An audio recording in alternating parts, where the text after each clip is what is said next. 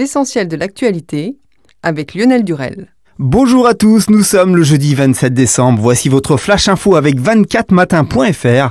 On développe tout de suite l'essentiel de l'actualité du jour. L'Indonésie a relevé aujourd'hui le niveau d'alerte concernant le volcan qui a généré un tsunami dans le détroit de la Sonde et dont le regain d'activité pourrait engendrer une nouvelle vague meurtrière.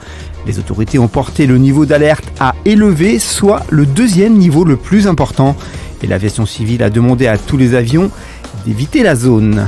Le président des Patriotes, Florian Philippot, veut conduire une liste hybride mi-patriote, mi-gilets jaunes aux élections européennes et a déposé la marque Les Gilets jaunes à l'Institut national de la propriété intellectuelle, a-t-il indiqué jeudi au journal L'Opinion. Notez que le Rassemblement national et le Parti communiste se sont déjà dit prêts à accueillir des gilets jaunes sur leur liste.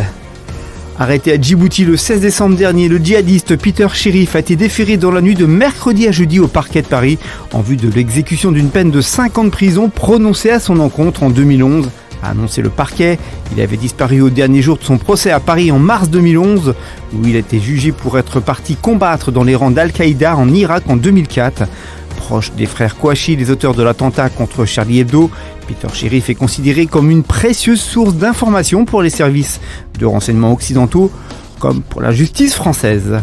Le bureau exécutif de la République En Marche va envoyer une lettre d'avertissement au député marcheur Joaquin Song-Forget après ses propos sexistes contre la sénatrice Esther Benbassa, a indiqué jeudi le délégué général du parti Stanislas Guerini à l'AFP. Avec le pot de maquillage que vous vous mettez sur la tête, vous incarnez plus que jamais ce que vous tentez maladroitement de caricaturer, avait tweeté lundi le député à Madame Benbassa en réponse à un commentaire de la sénatrice jugé lui-même sexiste par ce dernier. En bref, et dans le reste de l'actualité, confrontées à des situations financières parfois précaires, les stations de ski des Pyrénées sont contraintes de s'unir pour mutualiser les coûts et effectuer les investissements nécessaires à leur survie et ainsi conquérir de nouvelles parts de marché. Un dernier exemple avec les fiançailles entre les stations de Cauterets et Luzardiden en Haute-Pyrénées, officialisé le 6 décembre par un arrêté de création d'un syndicat intercommunal à vocation multiple. Le personnel du service réanimation du centre hospitalier d'Edmond-Garcin d'Aubagne a eu la surprise de recevoir 60 bouteilles de champagne d'un patient anonyme. Ce dernier souhaitait ainsi remercier les équipes lui ayant donné une seconde vie. Le docteur Semama, chef de ce service réanimation, ne cache pas que cette attention met du baume au cœur à un personnel récemment éprouvé par des rumeurs de fermeture du service.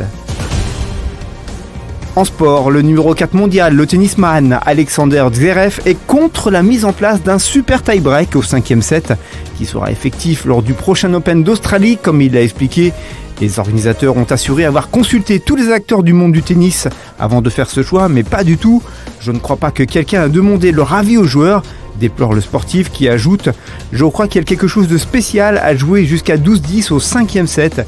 J'ai toujours adoré ce genre de situation, j'adore ce genre de match, ce suspense », conclut le sportif.